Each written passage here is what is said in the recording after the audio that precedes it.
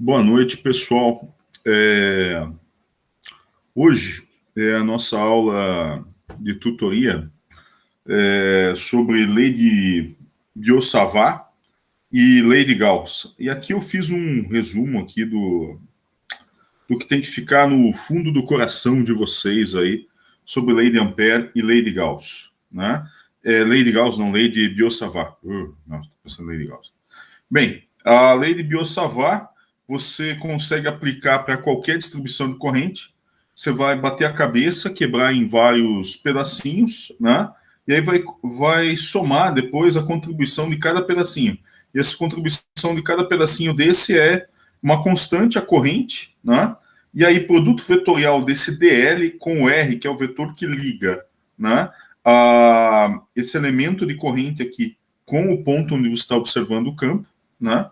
E multiplicar produto vetorial com essa distância pelo módulo dessa distância, né? Isso aqui você consegue resolver basicamente qualquer problema de distribuição de corrente, por mais esquisito que seja. Pode ser que você recaia numa integral que você não sabe calcular, mas daí você tem que recorrer a métodos numéricos e recorrer a tabelas de integral, recorrer a programas que calculam integrais para você, essas coisas. Boa noite, Juliana. Boa noite a todos. Enfim.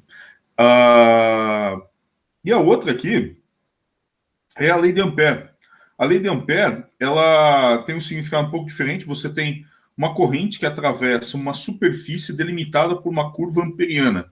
Essa curva amperiana é você que define, tá? E ela pode ser uma curva imaginária, ela pode ser uma curva que coincide com uma curva real, né, algo real, ou pode ser simplesmente uma curva imaginária.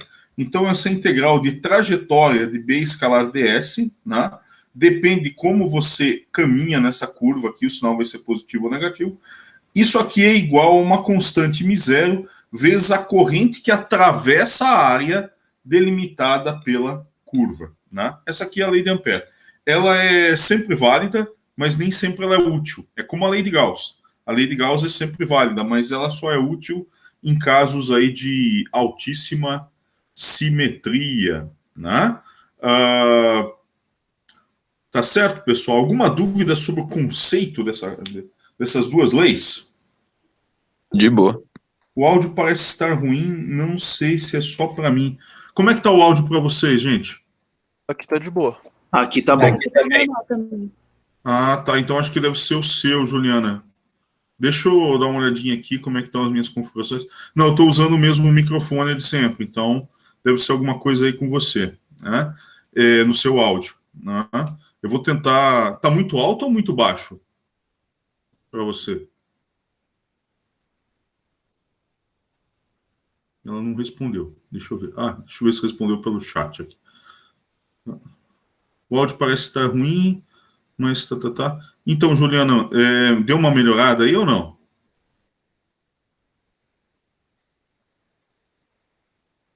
E ela não respondeu. Será que ela não me ouviu? É essa a questão. Né? Melhorou, então. Então tá certo. Então tá jóia. Bem, esses aí são os conceitos dessa semana aí.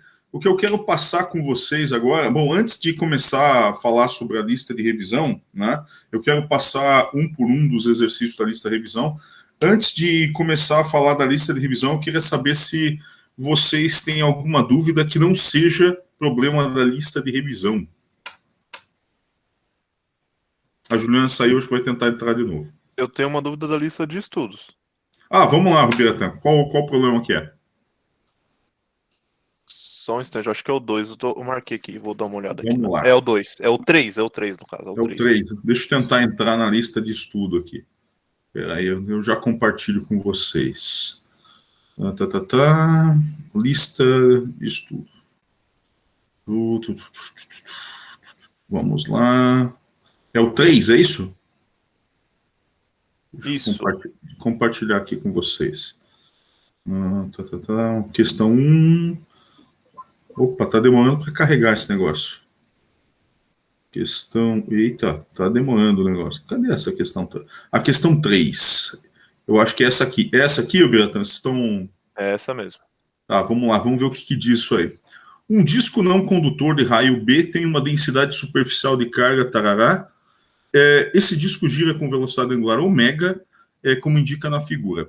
Determine o campo magnético ao longo do eixo Z, gerado pelo disco, em um ponto P, a uma distância Z do centro do disco. Né? Então, esse problema aqui,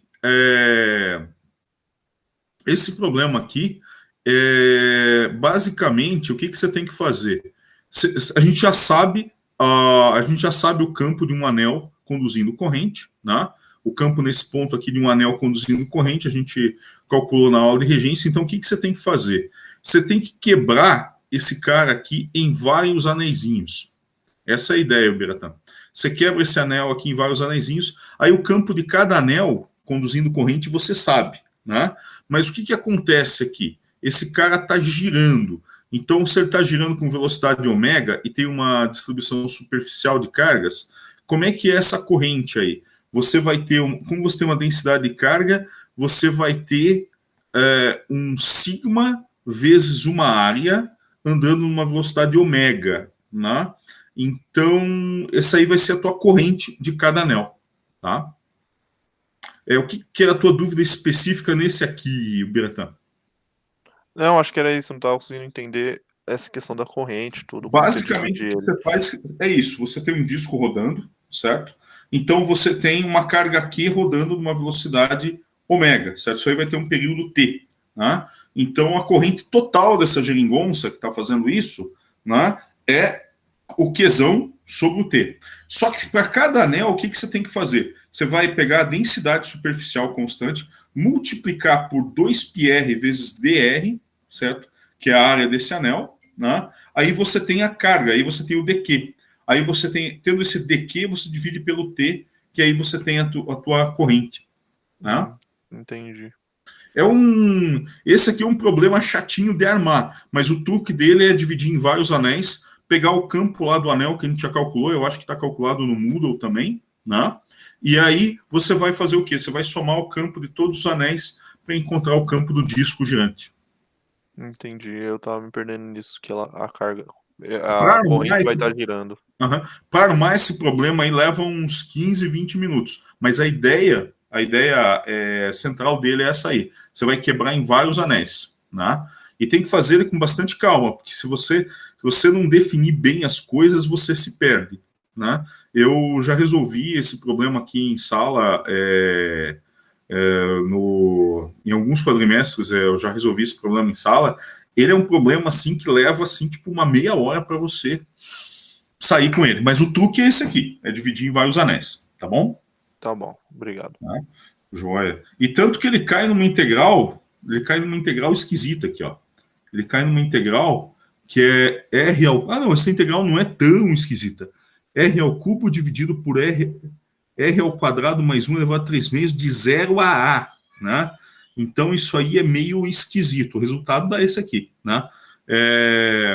Eu já cheguei em integral esquisita, aqui fala para usar o Wolfram Alpha. Eu já cheguei em integral esquisita que eu mandei o Wolfram Alpha calcular. Ele falou que demorou muito tempo para calcular, e para você ter mais tempo de cálculo, você tem que pagar não sei o que lá. Enfim. Já aconteceu isso comigo já. Já aconteceu isso com você também. Quando a integral é muito difícil, integral de x, dx, o Wolfram Alpha calcula rápido, mas fora isso ele fala, olha, preciso de mais tempo, dá um dinheirinho para mim que eu calculo para você. Esses programas que são pagos tem esse problema aí também. Eu não conheço uma versão gratuita do Wolfram Alpha, né? Aliás, quando eu era estudante não existia o Wolfram Alpha, a Wolfram tinha um programa para Windows e também para Linux que se chamava Matemática. Eu nem sei se esse programa existe ainda. Você tinha que comprar a licença dele e não era muito barato também. Versão gratuita tem aí é complicado, Matheus, aí é complicado. É melhor achar uma versão gratuita. Sempre tem versão gratuita para tudo. Eu nunca fui atrás, mas não deve pode, ter. Não pode. Tem até vídeo no YouTube que ensina. Hoje em dia descobrem as coisas fácil. É fácil você piratear, mas também é fácil descobrir que você pirateou. Então é melhor não. Então o Wolfram Online é esse Wolfram Alpha. Né? Só que ele tem um tempo de cálculo limite, né? Se ele não consegue resolver naquele cálculo, o tempo de cálculo limite, ele joga você para fora. Diz assim, olha, eu não consegui calcular no tempo de cálculo padrão, né? Para eu calcular mais, você precisa me pagar tanto. Enfim, tem essas coisas aí. Mais alguma dúvida, gente, fora a lista de revisão? Ou posso entrar na lista de revisão agora? Por mim, pode entrar. Pode. Beleza, então, vamos lá. Aproveitar que eu já estou compartilhando isso aqui, né? Então eu quero dar uma passada em todos os problemas da lista de revisão. Cadê? A lei de Biot-Savart aqui. Eita, esse negócio aqui é lento para burro, né? E tem dia que o Moodle está mais lento ainda. Que isso. Vamos lá. Aqui. Exercícios de revisão. Vocês estão vendo minha tela, né? Sim. Dá para ver o mouse também, né? Beleza. Sim. Dá sim. 560. Vamos lá. Ih, nossa, não, eu cliquei em coisa errada. Aqui vai aparecer as tentativas de vocês fazerem a coisa. Uhul. Se vocês acham o Moodle chato, quando você é professor, uma dica que você baixar o Google Rewards, responder um questionário, troca de... Opa, alguém escreveu um chat aí. Vamos ver, continuar a última prévia. A Glenda falou o seguinte, e respondeu os questionários em troca de dinheiro na loja do app, para depois comprar... Ainda não juntou o suficiente. Muito bem. Uma hora chega lá. Vamos lá. A questão 1 fala o seguinte, você tem um fio longo e reto, que ele está sobre uma mesa horizontal e conduz uma corrente tal. No vácuo, você tem um próton que se desloca paralelamente ao fio com velocidade V1, a uma distância d acima do fio. E o problema fala determine d. Você olha para isso aqui e fala assim, como assim determine d? O que está por trás disso aí? Quando você tem um fio reto infinito, você vai ter um campo ali, na posição do próton. Então, um campo está na horizontal. Aí você faz a lei a regra da mão direita, né? A força magnética vai ser tal que ela vai ser para cima, né?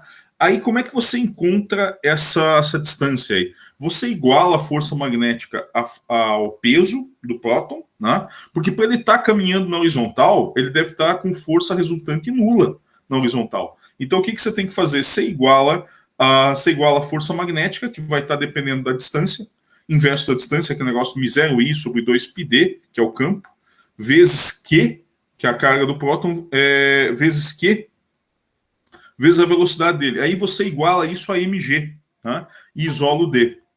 Opa, Gabriel, tentando entrar aqui. Gabriel, se você entrar com o... Boa noite, Gabriel. Se você entrar com o seu login da UFABC, não precisa pedir permissão para entrar, você já entra direto.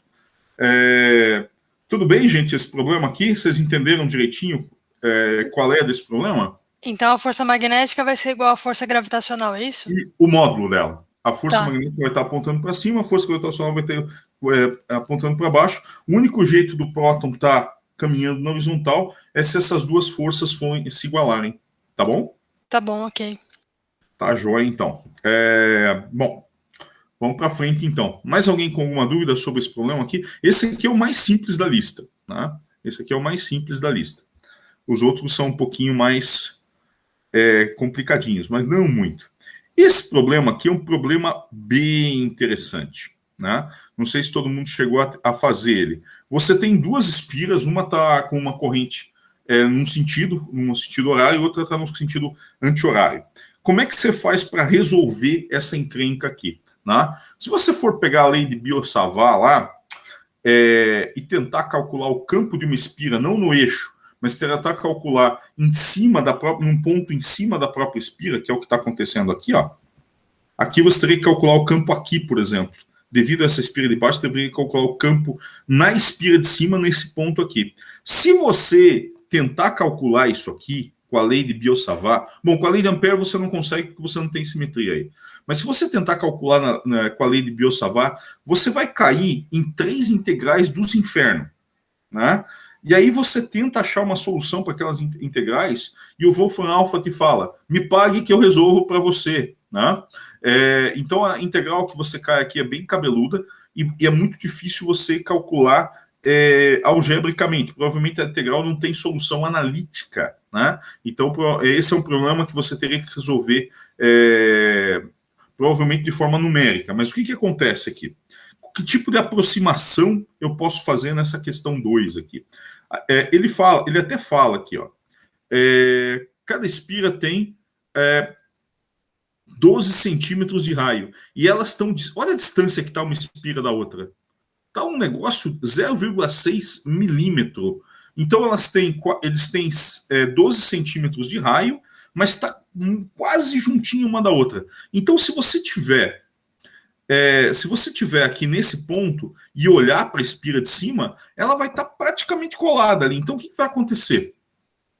Você vai poder aproximar o campo de uma espira em cima da outra por o campo de um fio reto infinito, né? Então, em uma aproximação muito boa, como você está muito perto do fio, isso vale para qualquer circuito. Quando você está muito próximo do fio, vale a aproximação de fio reto infinito, né? Para qualquer formato de espira. Isso, mas você tem que estar muito perto mesmo, né? Porque, veja, você está ali menos de 1 milímetro e o negócio tem 12 centímetros. Tá? É a mesma coisa que se você comparar, por exemplo, a razão entre esses dois aí é alguma coisa da ordem de 200. Né?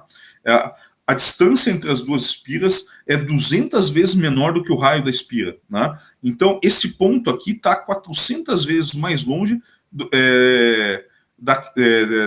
desse ponto aqui do que a espira de cima. Então, aí você usa a aproximação de fio reto infinito e calcula a força na outra espira usando I vezes L vezes B, onde o L é o comprimento total da espira, 2π vezes R. Tá bom? Esse é o truque para calcular esse problema, essa questão 2 aqui. É visualizar por aí. Se você tentar fazer por lei de Ampère, você cai numas integrais escabrosas. Tá? E eu já dei aula de FUV e eu não consegui resolver a integral. Então, ou eu sou um professor de FUV muito ruim, ou a integral é complicada mesmo. Tá? Pelo menos eu consegui visualizar como resolver a integral. Tá? E faz muito tempo que eu não faço cálculo numérico, então eu nem tentei fazer cálculo numérico aqui, e o Wolfram não quis me ajudar hoje. Tá? Tudo bem essa questão 2, pessoal? Professor, pede ajuda para os seus colegas matemáticos. Professor, eu não entendi direito. Pode explicar de novo a parte do... Então, você vai considerar, Marcos, para fins de cálculo do campo magnético. Né? Você quer calcular um campo magnético em todos os pontos de uma espira devido à corrente que passa pela outra, certo? Só que é muito complicado você matematizar isso aí. Aí você usa a seguinte aproximação. Como as duas espiras estão muito próximas, você vai aproximar o campo como se fosse o campo de um fio reto infinito. Tudo bem? Ah, entendi. Tá?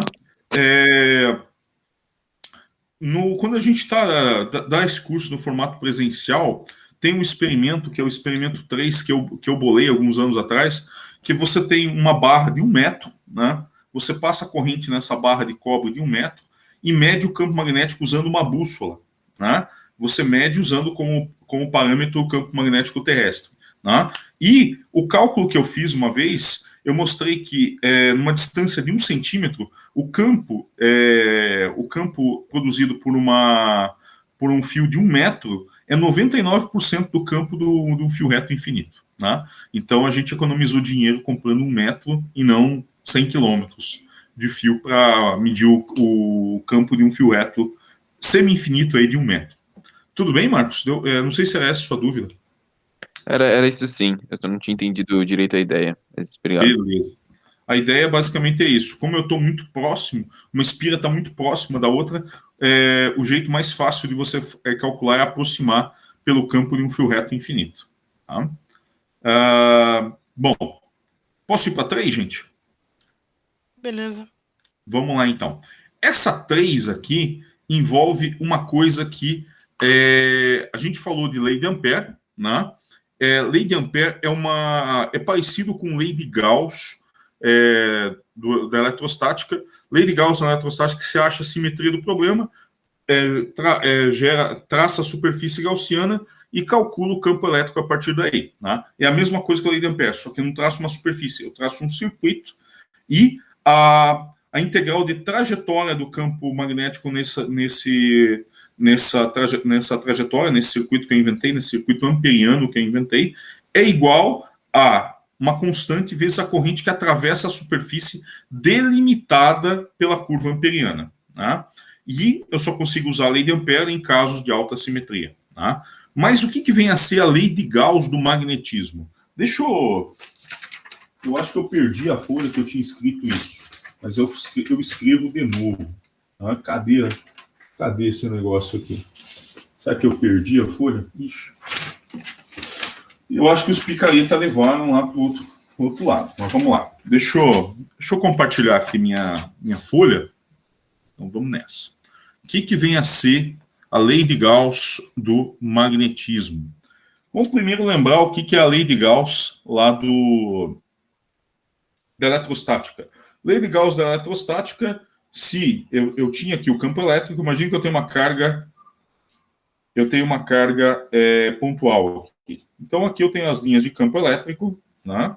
Tenho as linhas de campo elétrico saindo da carga, né? E diz a lei de... Opa, deixa eu ver se consigo focalizar melhor isso aqui. Eita, o foco piorou. Eita, piorou de novo. Deixa eu ver se eu consigo melhorar esse foco aí, que eu acabei piorando de vez. Deixa eu tirar a gordura da lente aqui, vamos ver se melhora. Agora vamos tentar focar de novo esse negócio aqui. Agora sim, agora ficou bonita a coisa. Tá? Agora eu vou... se eu desenhar uma superfície aqui em torno disso e calcular a integral de E escalar dA, onde esse dA aqui eu quebro essa superfície em vários pedacinhos, né? Integral de E escalar dA é a carga interna a essa superfície dividido por epsilon zero. Isso aqui é a lei de Gauss. A lei de Gauss do magnetismo é uma coisa parecida. Mas o que acontece no magnetismo? Você só tem campo magnético gerado por corrente elétrica. Então eu vou colocar até aqui uma espira, né, um dipolo magnético, gerando uma corrente I aqui, gerando um campo magnético. Agora eu vou desenhar o campo magnético. O campo magnético vai ter, da espira, vai ter esse jeitão aqui, ó.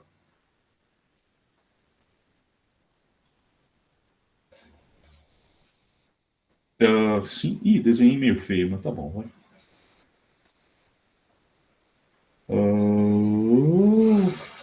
Tem mais ou menos esse jeitão aí, pessoal.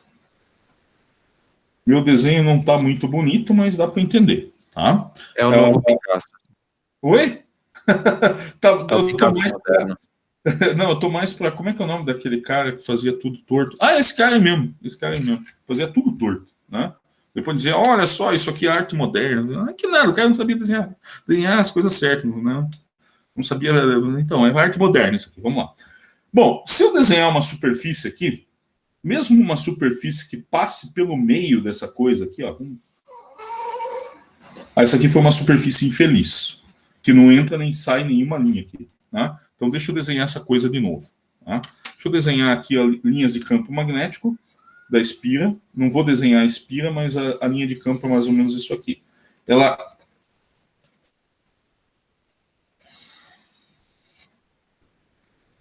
Essa aqui são as linhas de campo magnético de uma espira ou de um dipolo. Né? Elas têm mais ou menos essa cara aqui. Ó. Então, aqui, assim. E aqui eu tenho... Vou escrever que isso aqui é o meu B. Né? E agora eu vou desenhar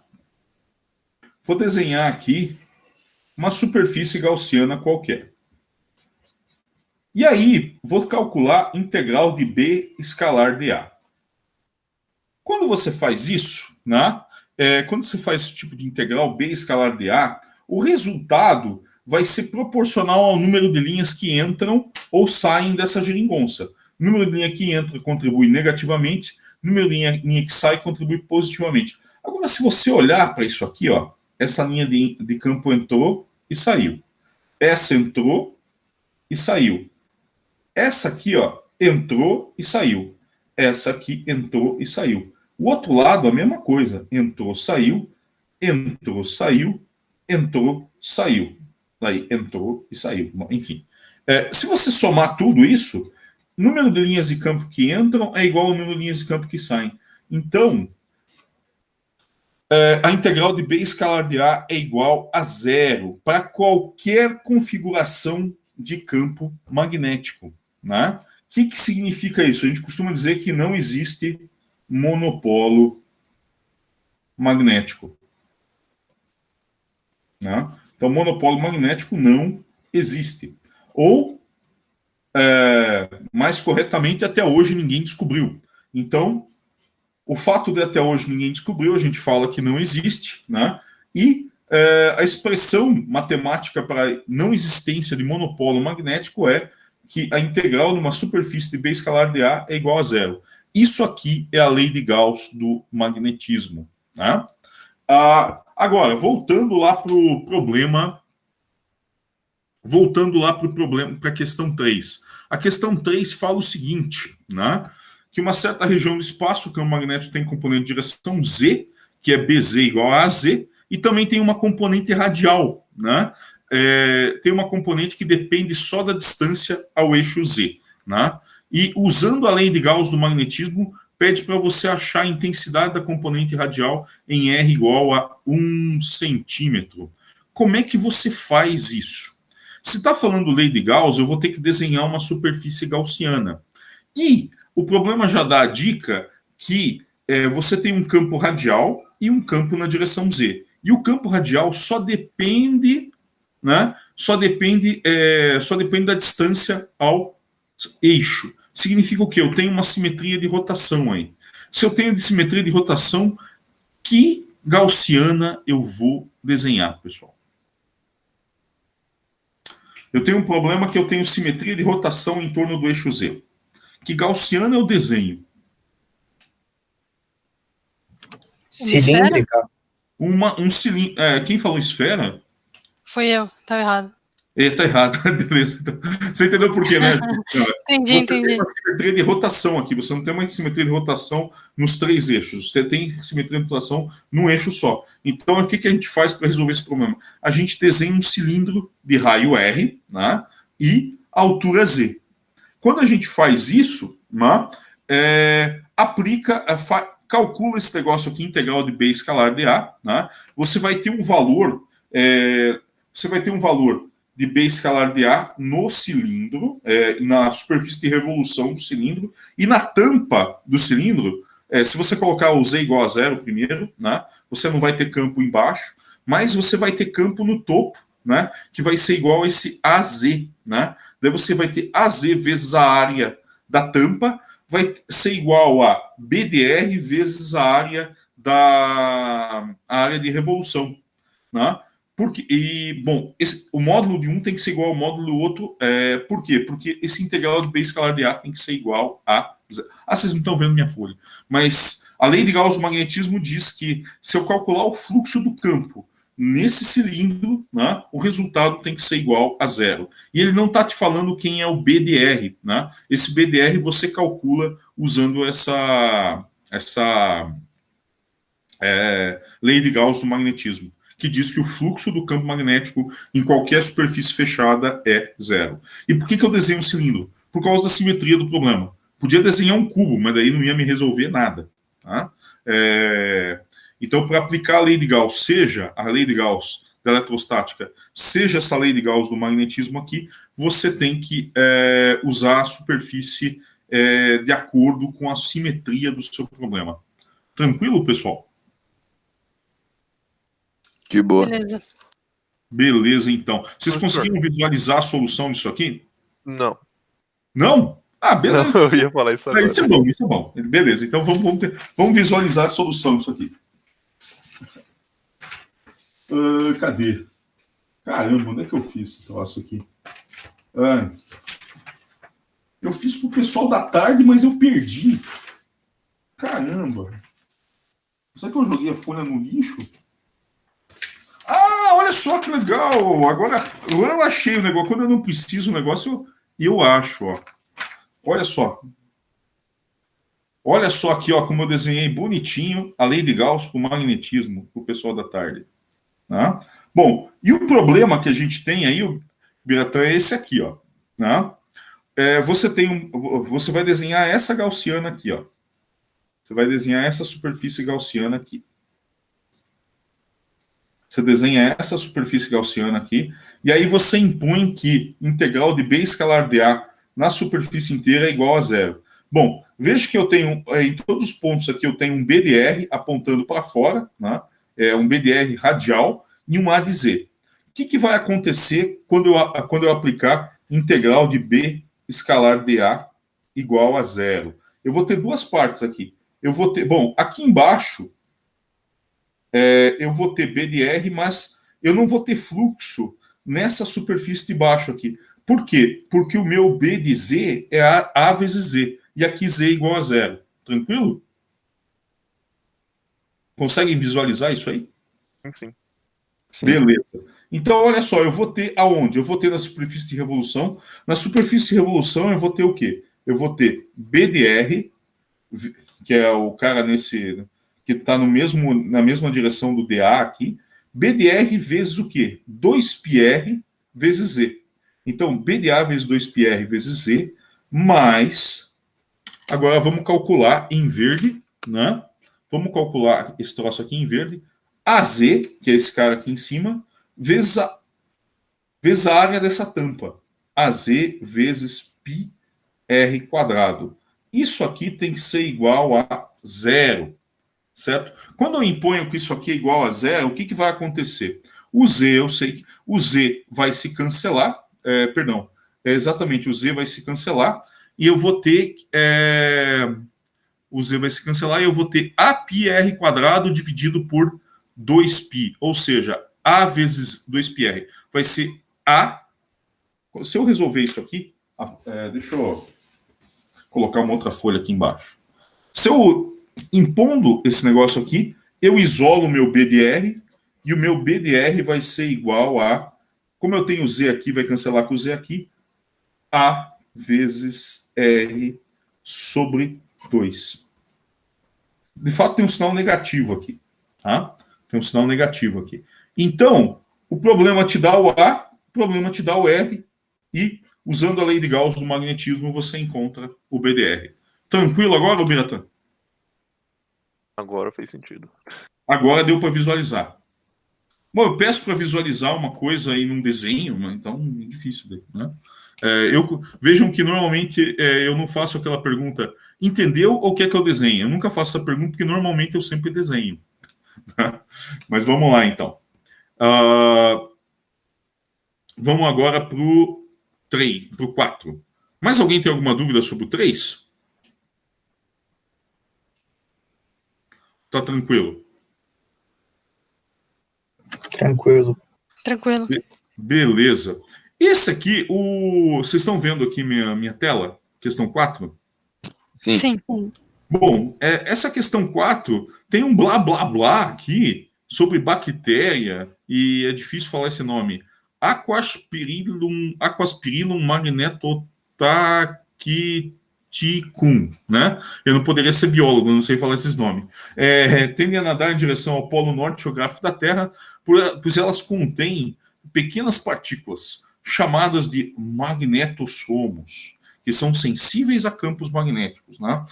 No passado eu já fiz questão para o Enem, isso aqui significa que a pessoa está... eu esqueci o nome disso, você está... Contextualizando, né? Então, esse aqui é um... Mas o que significa, na maior parte das vezes, contextualizar? Isso aqui é um blá blá blá inútil, você não precisa entender nada da bactéria, tá? Onde está o problema, de fato? Está aqui, ó, e você vai ver que ela é bem simples. Você tem uma linha de transmissão, que obviamente é muito longa, né? Que passa essa corrente aí, até que distância a linha do seu campo magnético seria suficiente para interferir na migração das bactérias. Olha que maluquice. Obviamente, isso aí é um problema de campo de fio reto infinito, né? Campo de fio reto infinito é aquela história de sempre, μ0i sobre 2πr. Só que olha só o que ele fala. Ele pergunta qual que é esse R para que o campo seja 6,38% desse B da Terra. Ou seja, a bactéria consegue detectar, o menor campo que ela consegue é 6,38% de 5 vezes 10 na menos 5 vezes 10 na menos 5. Ou seja, detecta um campo da ordem aí de 10 na menos 7 Tesla. Tá? Então é só você igualar esse campo, esse 6% desse campo aqui, ao μ0i sobre 2πr que você encontra o R. Mas o contexto, essa contextualização aí é bem bonitinha. Né? É bacana a gente saber aí, os conhecimentos gerais. Tudo bem, pessoal, esse problema? Esse é um dos mais simples. Mas quando você vê a bactéria, acho que a coisa está complicada. Tranquilo? Beleza. Ok, De tranquilo. boa. Então tá bom. Então vamos nessa. Questão 5. O que fala a questão 5? Você tem dois fios muito longos, paralelos e dispostos ortogonalmente no plano XY. Né? O primeiro fio tem uma corrente tal, é colocado nas coordenadas 0 e y igual a A. Já o segundo fio é colocado nas coordenadas x igual a 0, y igual a menos A e tem corrente menos I. A pergunta do problema é: qual é a intensidade do campo magnético que os fios produzem em x igual a D e x igual a D igual a esse valor aí e y igual a 0? Dê sua resposta em Tesla. Para fazer isso, você tem que desenhar. Deixa eu aproveitar que eu já desenhei isso aqui e mostrar o desenho para vocês. Onde é que está o desenho? Puta, eu perdi o desenho de novo. Não é esse desenho. Deixa eu ver esse desenho aqui. Cadê o desenho? Eu desenhei essa coisa aqui, ficou bonito. Eu tenho que ter organizado melhor isso aqui. Como não é aula de regência, eu fui desenhando na louca. Não. Tá aqui, ó, olha que bonito. Deixa eu compartilhar com vocês aqui. O que acontece aqui, pessoal? Esse problema é isso aqui. Eu estou no plano XY, né? Deixa eu até dar um zoom nessa coisa aqui. Olha só que legal. Dá para fazer isso no PowerPoint também, mas é mais divertido fazer na câmera. Né? Então, fala o problema. Quando a gente vai lendo o problema, a melhor coisa que a gente faz quando lê o problema é já ir desenhando. Então, está no plano XY e fala que em A eu passo uma corrente I. Em Y igual a menos A, passo uma corrente menos I. Então, você vai ter contribuição de dois campos aqui. B1 devido a esse cara aqui e B2 devido a esse cara aqui. Só que, por simetria, como a intensidade dessas duas correntes é a mesma, vai dar um campo só no eixo X. Ou seja, então eu preciso considerar só a projeção do campo no eixo X. Que pela figura aqui vai ser 2 vezes B1 vezes o cosseno desse ângulo alfa. Quem é esse alfa? Se eu olhar para a figura aqui eu tenho cosseno de alfa vai ser A sobre R. E esse R é raiz de D ao quadrado mais A ao quadrado, de acordo com o nosso velho Pitágoras.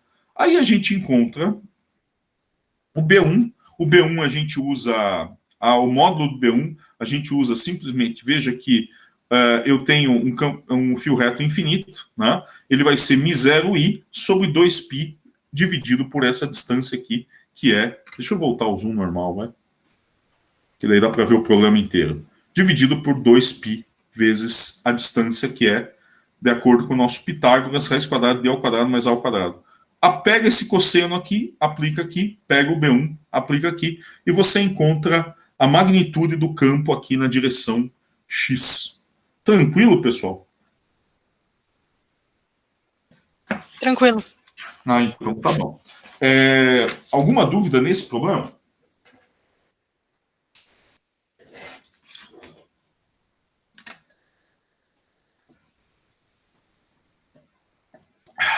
Normalmente eu pergunto se alguém tem dúvida quando eu quero tomar água. Né? Não é porque a gente está fazendo online, não. Presencial também eu estou sempre com uma garrafa d'água, daí eu pergunto, daí vou tomando água até que alguém pergunte alguma coisa. Que alguém fale alguma coisa. Então vamos nessa. Vamos lá. Vamos agora para a questão 6. Tá? Essa questão 5 aqui, gente, é basicamente desenhar. Né? Depois que você desenha, já está 90% resolvido. Né? Normalmente quase toda questão é assim. Né? Depois que você faz o desenho, a coisa está resolvida. A questão 6 já é um pouco mais encrencadinha. O que acontece? Você tem dois trilhos, né? Deixa eu ver se eu tenho o desenho dessa coisa aqui, tá? Para mostrar para vocês. Depois tem, né? Você tem 2 trilhos, né? E aí o que acontece? Né? Vai aparecer, quando eu passo corrente aqui, esse desenho aqui está mal feito, essa fonte está muito longe. Vai aparecer corrente aonde aqui? AB, CD e DE. Então eu vou ter corrente passando aqui dessa forma. Né? Então o que acontece aqui? Eu preciso saber o campo em cima da barra. Como essa fonte está muito longe, esse trecho aqui eu desprezo. Por quê? A fonte está muito longe, o campo aqui em cima daqui vai ser praticamente nulo. Então veja, eu vou ter corrente. Vamos olhar aqui. Vocês estão vendo meu mouse? Sim. Beleza. Então a gente vai ter corrente nesse sentido aqui. Né? Então a primeira coisa é quebrar o problema em 2. Eu tenho que calcular o campo devido a esse trilho de cima e o campo devido ao trilho de baixo. Não parece um problema de fio reto infinito? Isso aqui é muito longo? Parece, né? Só que veja, a corrente não vai para cá, ela vai fazer a curva. Mas devido a esse trecho aqui, o que eu vou ter? Eu vou ter um campo igual ao campo de um fio reto infinito pela metade. Porque eu só estou considerando essa metade aqui. Eu estou bem no meio, olha só que louco, eu estou bem no meio de um fio reto muito longo. Então, eu considero o campo dele só pela metade. Aqui vou ter metade do campo de um fio reto muito longo. Tá? Isso é a contribuição de cima. A contribuição de baixo vai ser a mesma ladainha. Né? Eu não tenho a contribuição dessa metade do fio aqui. Eu tenho a contribuição só dessa outra metade. Então, mesma coisa. O campo aqui vai ser metade do campo de um fio reto infinito. Só que o de cima, o campo está apontando num sentido. E aqui o de baixo, como a corrente está no outro sentido, o campo está apontando exatamente no mesmo sentido. Então você vai somar metade de um campo de um fio reto muito longo, mais metade do campo de fio reto muito longo, que dá o campo de um fio reto muito longo. Certo? Tranquilo, pessoal? Tranquilo. Ah, então tá bom. Tem um dos professores jovens que estão dando essa disciplina aqui, ele invocou com esse problema aqui e tal, então eu tive uma discussão com ele. Uma discussão não, foi um modo de dizer. A gente conversou ontem sobre esse problema aí, mas ele não queria acreditar porque não queria acreditar que dava isso, enfim. Mas daí ele foi fazer o cálculo na unha, fez cálculo numérico, daí se convenceu. Então, o que acontece aqui é o seguinte: você vai ter um campo magnético aqui, e o que vai acontecer com esse campo magnético? De fato, à medida que você caminha nessa barra aqui, esse campo magnético vai variar. Só que o problema fala para você calcular a força simplesmente usando o campo no centro da barra. Senão dá um problema, tipo, Deus nos acuda, que é quase impossível calcular. Você teria que integrar o campo daqui até aqui e tal, integrar a força daqui até aqui, e seria muito difícil. Então, o problema fala, considere o campo no centro da barra e calcule a força. Quando você faz isso, aparece uma força constante, porque a corrente é constante. A partir daí, é probleminha de movimento uniformemente variado, né? Que V ao quadrado igual a 2A delta x, né? Então, ele te dá o ΔX, né, e pede para calcular a velocidade com que a barra estaria no trilho após ter se deslocado essa distância aqui de 130 centímetros. Né? Se você for olhar no Survey, esse é o problema 60 no Survey em português e é o problema 61 no Survey em inglês. Só que no Survey ele tem vários passos. Primeiro ele pede para você calcular o campo de um trilho, depois pede para calcular o campo do outro, depois pede para calcular a força, e lá no último item ele pede para calcular a velocidade. Aqui a gente quis ser mais direto, e você já vai ter que calcular tudo mesmo, e no final você calcula a velocidade. Tá? Mas basicamente é o problema 60 do Survey na edição em português. Alguém tem alguma dúvida sobre isso aqui? Professor, deixa eu ver se eu entendi então. A gente vai analisar o campo magnético gerado pelo fio AB e DE. Isso, exatamente. No ponto central aqui da barra. E aí a gente vai fazer uma corrente, que é a corrente BCD, nesse campo magnético, que vai ter uma força. Não. Isso, você vai ter a corrente aqui no trecho BD. Aí, devido a esse campo magnético, vai ter uma força impulsionando esse trilho para cá. E aí essa força vezes a distância vai ser igual à variação de energia cinética. E ele quer saber a velocidade. Força, peraí, como é que é, Marcos? Aí essa força vezes a distância que ele pediu, que é 130 centímetros. Ah, sim, você pode analisar assim. Isso é o trabalho. O trabalho é igual à variação de energia cinética, sim, sim. Isso. Ou você pode pensar, é que você já pensou de uma maneira, uma maneira mais legal aí, né? Eu já tinha pensado aí como aluno de ensino médio. Bom,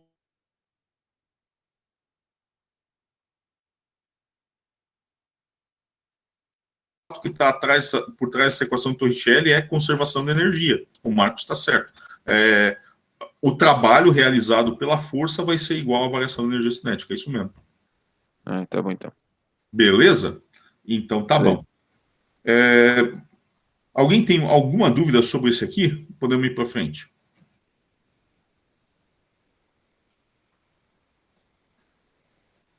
Tranquilo, pessoal? Então tá bom. Tranquilo, professor. Então vamos nessa. Questão 7. O que diz a questão 7?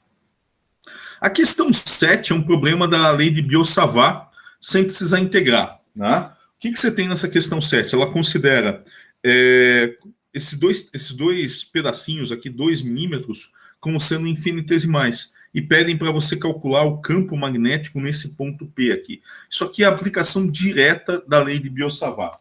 Eu fiz um desenho dessa coisa, tá um desenho bonito. Cadê meu desenho bonito? Ai, Deus do céu, cadê o desenho bonito? Quando eu procuro desenho bonito, eu só acho os feios. Cadê? Ah, não, isso aqui eu estava resolvendo o problema para P4. Não está aqui, não. Ó, agora todo mundo ficou interessado. Vamos lá. O desenho que eu fiz disso aí é isso aqui, ó, gente. O que acontece aqui? Né? Se você olhar aqui, né, esse ds aqui você associa com ΔS. Né? Esse ΔS é aquele 2 milímetros. E aqui eu tenho um ΔS de 2 milímetros na direção J. Quem é esse R1? Se você chamar esses lados aqui de A, né, você vai ter A sobre 2I mais A sobre 2J.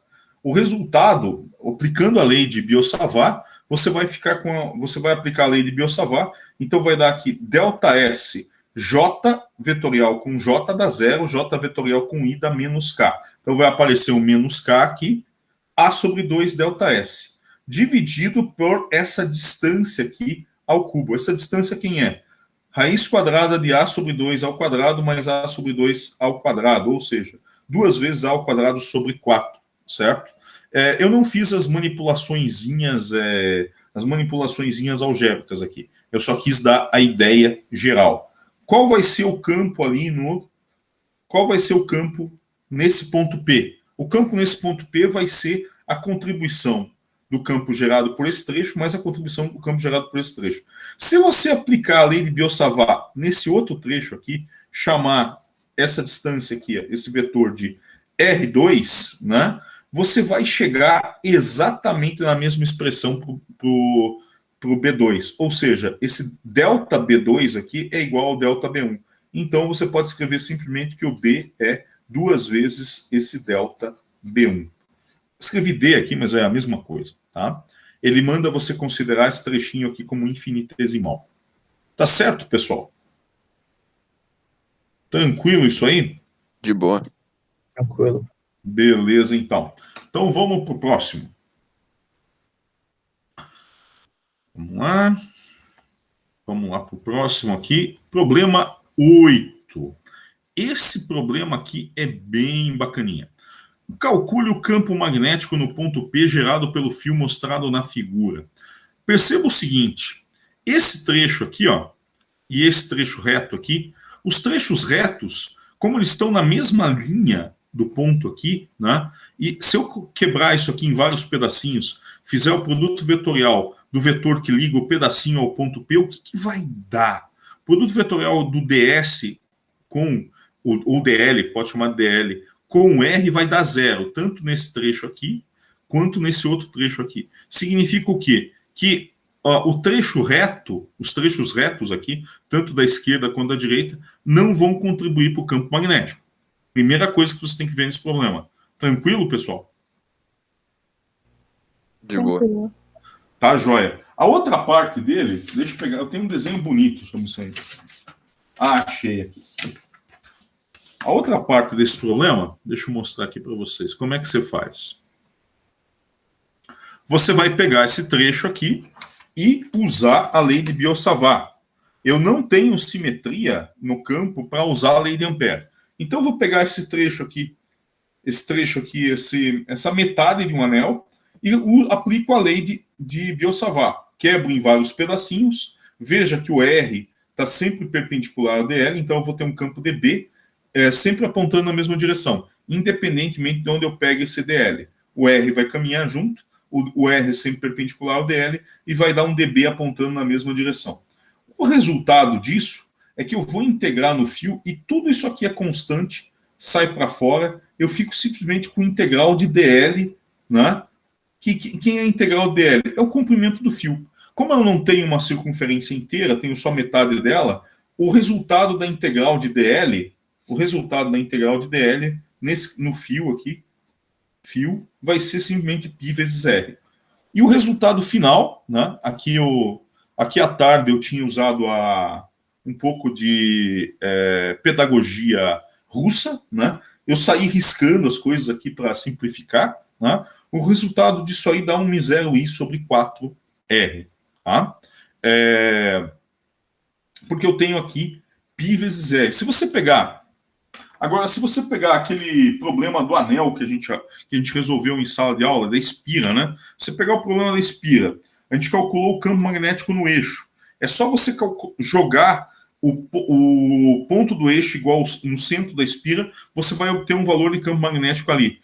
Esse aqui é metade do campo magnético de uma espira no centro dela. Por quê? Porque você tem só metade da espira, você não tem ela inteira. Tranquilo, pessoal? De boa. Beleza, então. Bom, o 9, deixa eu mostrar aqui para vocês aqui. O 9 é o seguinte, o 9 é um problema sobre cabo coaxial, né? Quem tem internet da NET, né? Você vai ver que, bom, também é sinal de TV. Normalmente sinal de TV vem num cabo coaxial. Sinal de internet cabeada, não fibra ótica, também está num cabo como esses aqui. Por quê? Porque você vai para passar sinal, você vai ter que passar corrente. Então você vai com a corrente num sentido aqui dentro do cabo coaxial e por fora vai do outro. Por que é legal você fazer isso? Porque normalmente quando você tem sinal oscilando com o tempo, o que acontece? O campo magnético gerado pelo fio, né, vai gerar.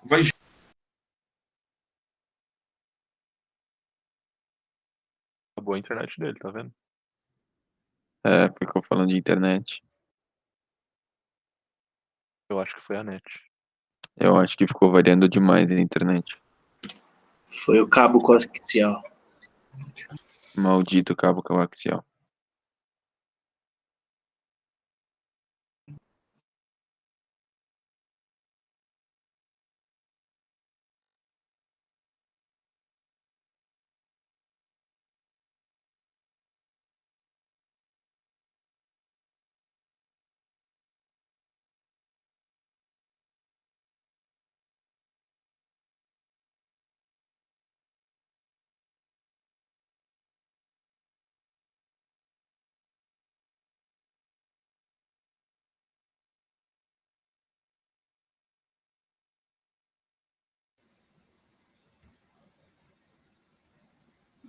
Ô, professor, bem-vindo de volta. Quando vocês ficaram em silêncio por mais de 30 segundos, eu me toquei que a minha internet tinha caído. Vamos voltar aqui. Espera aí. Vamos lá. Isso. Não, eu quero compartilhar esse aqui. Ó. O problema é esse aqui. Ó. E olha que eu estava falando de internet cabeada, né? Eu ia falar mal de internet cabeada e a minha internet cabeada caiu na hora, né? Cortou você. Enfim. Mas normalmente esses cabos coaxiais eles são utilizados porque você não gera interferência em aparelhos. O sinal que você passa por eles, a corrente que você passa por eles, o campo magnético externo, né, é zero. né? Isso faz com que evite interferências entre equipamentos, né? E também, por outro lado, esse carinha funciona como uma gaiola de Faraday também, né? O sinal aqui de dentro não sofre interferência de campo eletromagnético fora, tá certo? Mas o problema aqui não tem corrente variando com o tempo. Basicamente, você tem uma única corrente indo por dentro do cabo e saindo pela malha externa do cabo. Ou seja, eu tenho corrente ir para cá e para cá. Como é que eu resolvo essa questão aqui? Essa é uma questão com qual simetria, pessoal? De plano. Oi? Simetria de plano, se você fizer um círculo. Não, eu tenho uma simetria cilíndrica aí, Marcos, quer ver? Então, a questão é que curva amperiana eu tenho que desenhar aí? Eu tenho que desenhar um círculo, né? Deixa eu compartilhar aqui com vocês a minha obra de arte aqui, nossa, a obra tá feia agora, né? Olha só.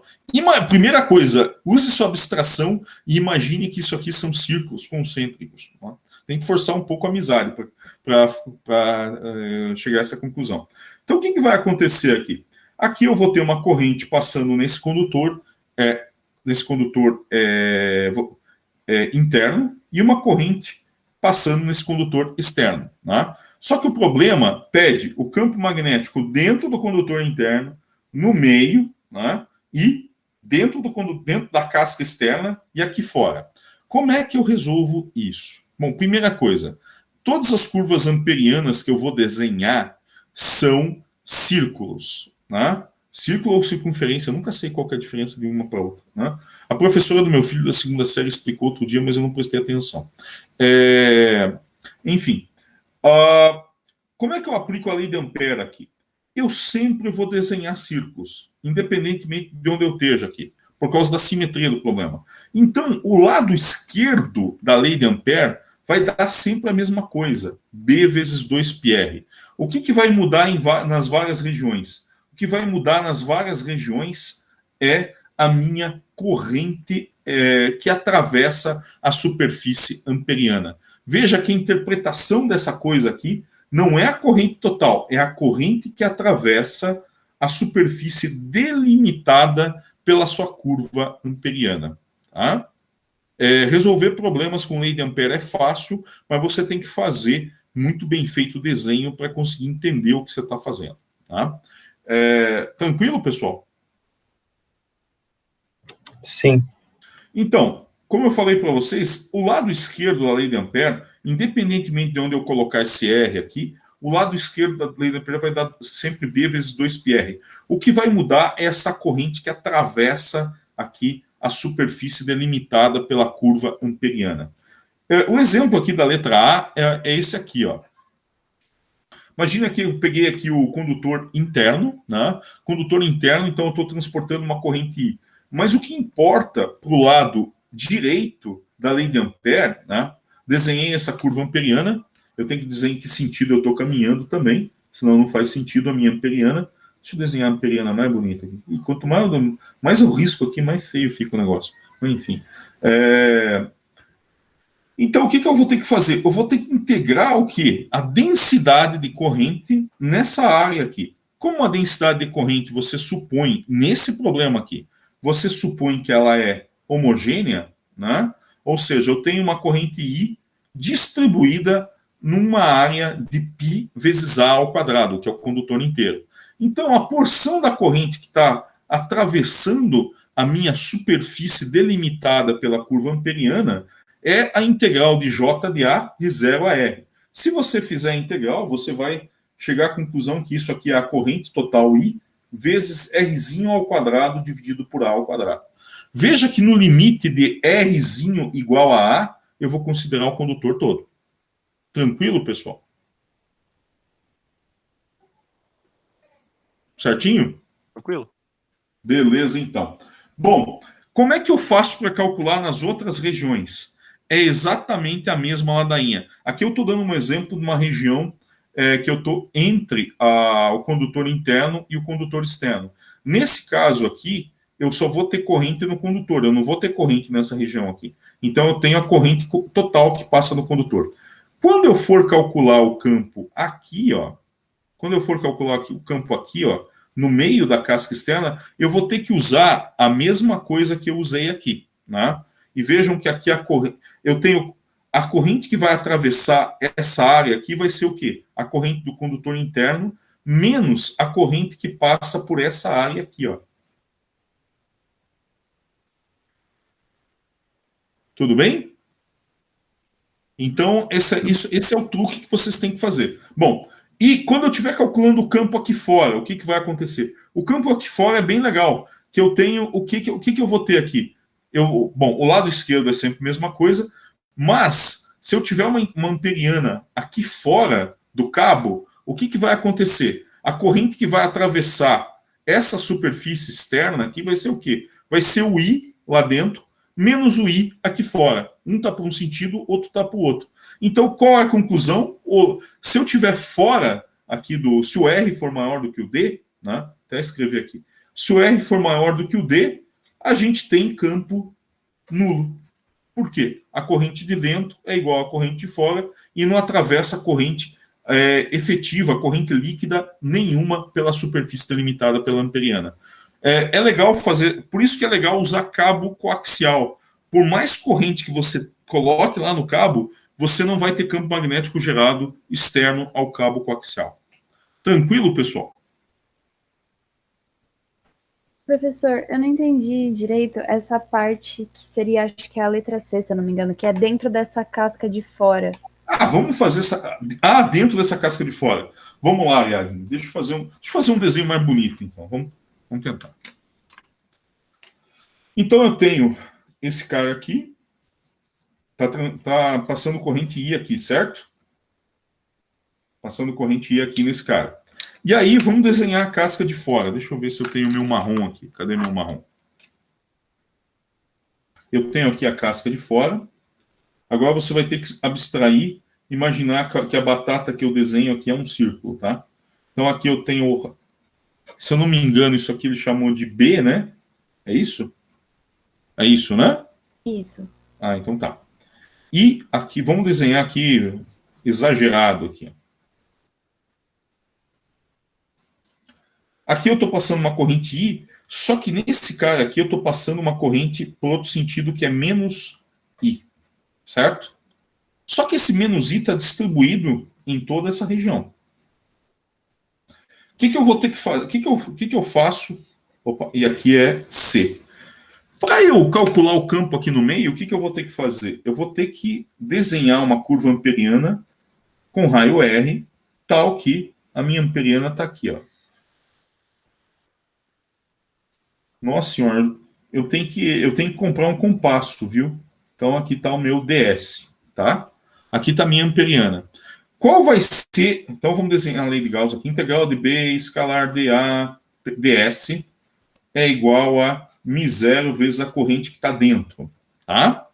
Como é que eu vou calcular essa corrente que está dentro? Tá? Deixa eu pegar um outro... Pô, deixa eu ver aqui. Não. Cadê minha outra caneta? Mas tudo bem, vai. Eu uso esse outra cor aqui. Eu vou ter que considerar isso que está aqui, ó. Qual é a minha densidade de corrente ali? Minha densidade de corrente ali vai ser o quê? Vai ser I dividido por essa área total aqui. Qual vai ser a área total? Vai ser π vezes C ao quadrado menos B ao quadrado. Tá? Essa é a minha densidade de corrente. Tá? Então, eu vou ter que... Bom, isso aqui, o lado esquerdo é sempre a mesma coisa. B vezes 2πr igual a μ0 vezes a corrente de dentro, que passa através da superfície delimitada pela curva amperiana. Bom, como é que eu vou encontrar isso aqui? Essa corrente interna vai ser o quê? Vai ser o I, esse cara aqui, certo, Ariadne? Menos essa porção que passa aqui, ó. E essa porção que passa aí vai ser o quê? Vai ser a área que eu tenho aqui, vai ser π vezes R ao quadrado menos B ao quadrado, que é essa área aqui, dividido pela área total onde está passando corrente menos I. Π vezes C ao quadrado menos B ao quadrado. Opa, não estava aparecendo. Tudo bem, Ariadne? Tranquilo? Tranquilo. Veja veja que legal que vai acontecer. O que acontece quando R é igual a C? Significa que eu estou na borda aqui. Aí, quando R é igual a C, a corrente interna vai ser igual a 0. Né? Porque tudo que vai para um lado, volta pelo outro. Tudo bem? Aí, nesse caso, essa corrente eu já colocaria direto naquela fórmula de volta, né? Não precisaria integrar, que nem a gente faz para A e para B. Ou não, eu coloco isso na densidade. Para você... Não, você pode fazer direto aqui, por quê? Porque você tem uma distribuição homogênea, uniforme de corrente. Só quando você tem uma distribuição homogênea de corrente você pode fazer isso. Tem casos como do problema 10, se eu não me engano, ou 9. Eu acho que é o 10, né? Em que você tem um J, que é um JDR. Aí você tem que integrar mesmo. Você tem que integrar na unha a coisa. Tá certo? E é uma integral muito difícil no 10. Nossa, não é não. A 10 é chatinha. A 10, não, gente, é bem fácil. Vamos lá para 10 então, quer ver? Vocês entenderam isso aqui? Podemos ir para 10? Entendi. Pode. Sim. Professor, Então, eu queria saber quem que teve a brilhante ideia de colocar na revisão para você colocar a resposta em vez de ter alternativa. Como assim? Não, é porque antes na Porque antes revisão. não tinha. Na revisão antes todas as perguntas era sempre alternativa para você colocar a resposta. Agora alguém teve a brilhante ideia de você escrever o resultado, igual faz na prova. Não entendi a tua questão, Marcos. Não tô. Por exemplo, o que ele está fazendo? O feedback, você fala? Não, quando a gente tinha as questões, a gente tinha umas 4 alternativas de resposta. A gente só marcava e enviava. Aí agora está no mesmo modelo das provas, então a gente tem que digitar tudo aquilo lá, e aí então a gente faz e não tem nem aquele resultado para olhar e falar, tá perto, vou nessa daqui. certo. Bom, não me ganha, entendeu? Pô, se eu errei a potência de 10, não, entendi. Vocês acham melhor da outra forma? Porra, Sim. infinitamente. Sim, alternativa. Até na prova legal. Melhor. Eu vou falar com o coordenador, de fato foi o Breno que colocou dessa forma aí, e... O Breno vacilou, hein? Não, vou dar esse toque para ele.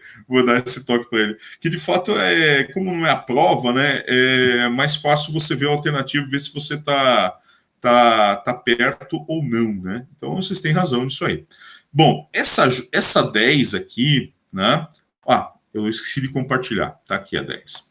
A 10 não é nada do que vocês... Não é tão complicado quanto vocês pensam, né? A alternativa 1,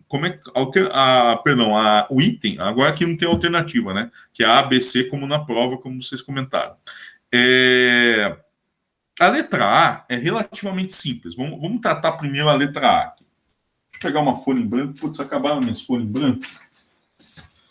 Não, dá para fazer aqui... não, isso aqui é a questão para a prova 4. Onde é que está esse negócio aqui? Olha, todo mundo falei questão para a prova 4, todo mundo ficou interessado. Não, isso aqui é a resolução da questão da prova 4, então não. Espera aí. Eu desenhei isso... tá aqui, achei. Como é que é essa história aqui? Deixa eu ajustar aqui.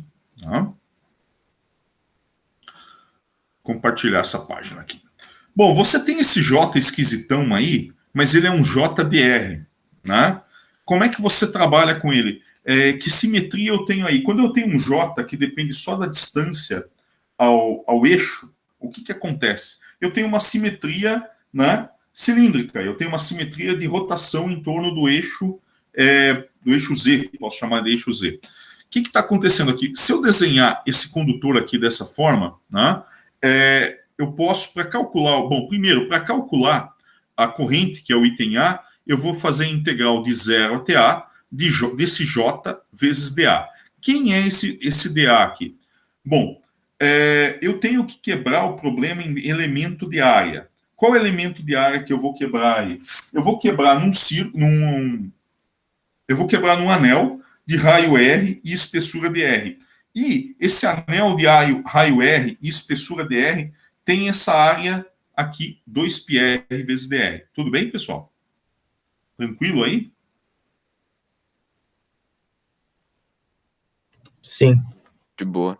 Todo mundo entende por que esse dA aqui é 2πr vezes dr? Eu não entendi, professor. Ah, beleza. Beleza, porque eu desenhei isso aí. Joia. Ótimo, legal. Não vou desperdiçar meu desenho. Né? Vamos supor que você esteja tratando aqui densidade de carga, por exemplo, que depende só de R. Para você descobrir a carga, você vai ter que integrar ρ vezes dA. Qual vai ser o dA? O dA que você tem que considerar é um dA tal que a variável que você está considerando, que você está integrando, seja o J, densidade corrente, seja campo elétrico, seja densidade, seja laranja, né? Se você está integrando laranja, vai ser o quê? Você tem que considerar um anel de raio R e espessura dr. Por quê? Porque nesse anel você considera a função que você está integrando como constante. Tudo bem? Daí você multiplica esse J por esse dA antes de fazer a integral. Agora a questão é, por que isso dá 2πr vezes dr? Vocês concordam comigo que esse dA tem que ser a área do anel, né? Sim ou não? Sim. Beleza. Bom, tem várias maneiras de você calcular essa área, né? Essa vai ser a área de uma circunferência de raio R mais dr menos a circunferência de raio R. Circunferência externa menos a interna. Né? Se você fizer essa conta, vai dar isso aqui, ó, 2πr dr mais esse termo aqui. Só que esse termo aqui em dr quadrado é muito pequeno. Ele é muito menor do que o rdr e normalmente você despreza. Tudo bem? Bom, uma outra forma de você calcular a área... Bom, isso aqui é como uma propaganda da década de 80, 90. Né? Provavelmente vocês nunca viram. Uma propaganda de Neston. E o mote da propaganda é: existem 1000 maneiras de preparar Neston. Invente a sua. Essa é a história desse dA aqui. Você pode calcular isso aqui de um outro jeito também. O jeito que eu mais gosto é... Bom, tem um outro jeito que é o seguinte. Pegue o comprimento dessa circunferência, vai dar o quê? Vai dar 2πr. Multiplique pela espessura, 2πr vezes dr. A terceira forma que eu gosto mais é a que considera o seguinte. Considere a área da circunferência, πr². Se eu usar a regra da cadeia, o que é esse 110 volts 100 amperes? Isso aqui era outra coisa que eu estava resolvendo. Que zona isso aqui. Meu Deus do céu. Olha só.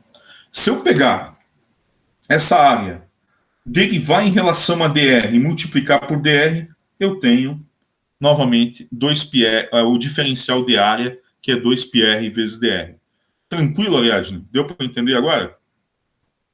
Agora sim, esse último jeito ficou mais fácil de entender. Ah, então tá bom. Vamos voltar agora para o nosso probleminha. Então, se eu pegar esse 2πr dr aqui, colocar aqui, né, e usar essa função maluca aqui, vocês vão ter uma surpresa. Se você integrar de 0 até A, né, que é o tamanho do condutor, a integral disso aqui vai dar I0. Que é esse zero que aparece aqui, ó. Então, o cara que bolou esse exercício aqui, ele bolou uma função que, quando você integra de 0 até A de J de A, vai dar o teu I0, que é a corrente total. Tudo bem, pessoal? É só você fazer a integralzinha, substituir os limites de integração que você chega nisso aí. Tá certo? Tranquilo. Beleza, então. Bom, como é que fica a lei de Ampère aqui? Desenhei uma amperiana, né, de raio R. Desenhei uma amperiana de raio R. Tá? Desculpem essas cores aí, verde, laranja, roxo, né? Tem uns bandidos aqui em casa que roubaram minhas canetinhas preta, azul e vermelho. Então eu fiquei só com roxo, verde e laranja. Então tem essas cores estranhas. Mas enfim. Então eu faço essa integral aqui da lei de Ampère. O lado esquerdo, o que dá? É coordenada cilíndrica. Sempre vai dar simetria cilíndrica. Sempre vai dar 2πr dr. μ0 vezes a corrente interna. Eu vou ter que integrar esse JdR aqui, né, vezes o dA, de 0 até R. Não de 0 até A, que vai dar I0, mas de 0 até R. Certo? Fazendo isso, você encontra... É uma integral que não é muito difícil. Se você aplicar, vai dar isso aqui, ó, vai dar 2I0 sobre A ao quadrado. Integral de R dr menos integral de R ao cubo dr. Né? Então, quem tirou D em FUV sabe qual é a integral de R dr. Quem tirou melhor do que C em FUV sabe qual é a integral de R ao cubo dr. Tá? E, no mais, é fazer a integral aí, substituir os valores.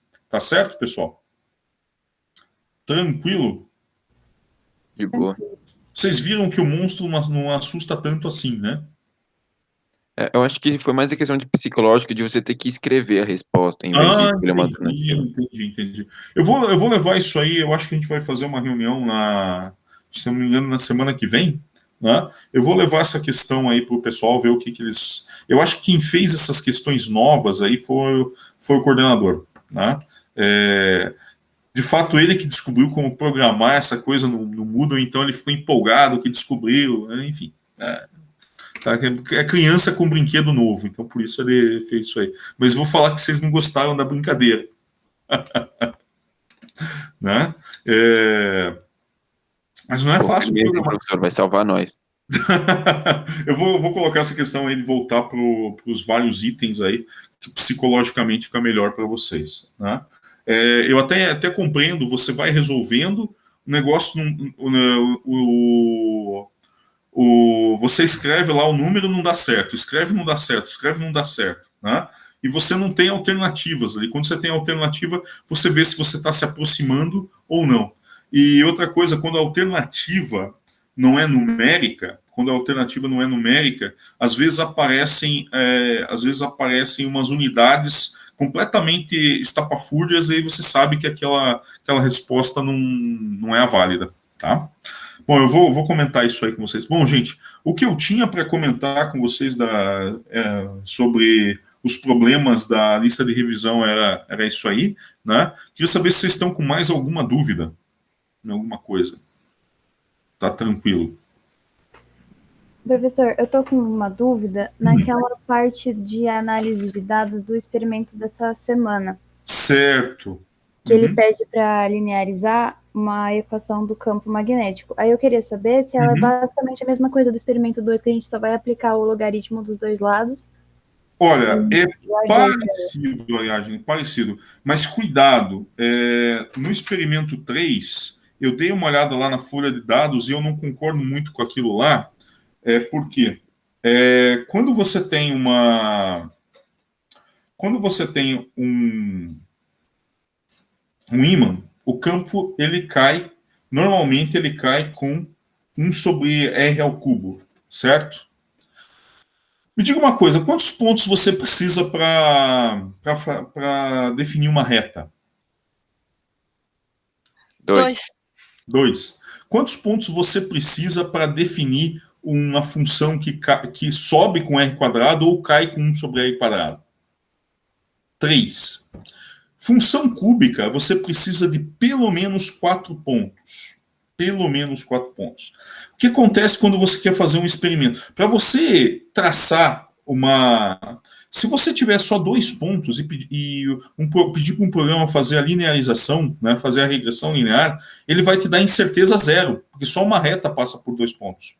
Se você pegar uma função quadrática do tipo 1 sobre o x ao quadrado ou x ao quadrado e te der 3 pontos, ele te dá com precisão absoluta qual é a curva que passa por esses 3 pontos.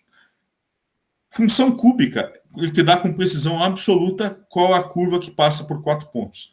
No experimento fala para você medir 10 posições. Eu acho que para você ter um experimento minimamente decente com essa variação aqui de R ao cubo, você tem que pelo menos medir 15 pontos. E 15 pontos é com valores de campo bem distintos um do outro, né? Para você conseguir ter algum resultado minimamente decente. Bom, basicamente você vai ter lá um B, que vai ser um A, ou sei lá, vamos colocar uma constante, sei lá, eu esqueci o valor que vai aqui, vamos colocar, sei lá, laranja. Laranja sobre R ao cubo, tá? E você vai medir experimentalmente essa coisa, tá? Bom, mas daí vão pedir para você linearizar. O que é linearizar? É fazer o ln de B. O que vai dar isso? Você vai fazer isso aqui vai dar ln de ln de Q sobre R ao cubo vai dar menos 3 ln de R mais ln de Q. Se eu não me engano, dá isso, né? Q não, é essa constante maluca aí. É isso, né, pessoal? Vai dar isso aqui. Linearizar significa isso. Você vai fazer o teu y de R, tá? E aí, bom, você pode chamar x de R, tá? Mas isso aí é um passo meio desnecessário, mas pode fazer isso também, né? Aí você vai plotar esse y de R, ou pode chamar y de x aqui, versus x, dá na mesma. E aí o que você vai ter? Bom, nunca coloque pontos, né, em cima de eixo, né? Então você vai ter uma coisa mais ou menos assim, ó. Mais ou menos assim. Né? Tudo bem? Não sei qual. Bom, qual que era a sua dúvida, que eu não entendi? Era dessa parte da A linearização, né? Ah, então tá. Não, mas a dica que eu quero dar para vocês é, ao invés de medir só 10 pontos, meçam 15 pontos, tá? E outra coisa, tentem usar ímãs relativamente fortes. Por quê? Quando você começa a se distanciar muito do ímã, se o campo der menor do que ou da ordem de grandeza do campo da Terra, você vai ter muita incerteza no teu experimento. Então, o ideal é você estar próximo do ímã e veja um ponto em que o campo inicial que você pegou cai aí, por exemplo, a 1/10. Então, nesse ponto inicial, ao ponto de que ele caiu a 1/10 do valor, tem que pegar mais 13 valores fora esses dois pontos, né? Essa é a dica que eu dou aí, tá? Normalmente com 10 a coisa não vai ficar muito bonita, então faça um esforcinho a mais aí e tomem 15 pontos experimentais.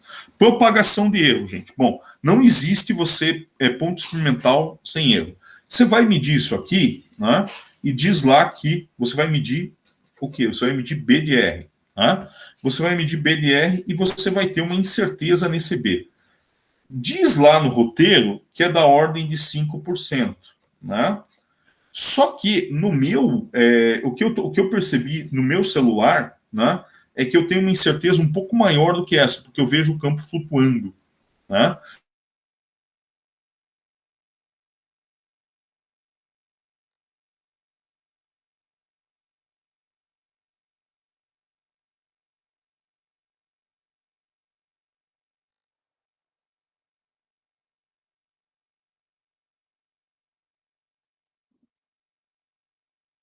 Travou aí ou travou aqui?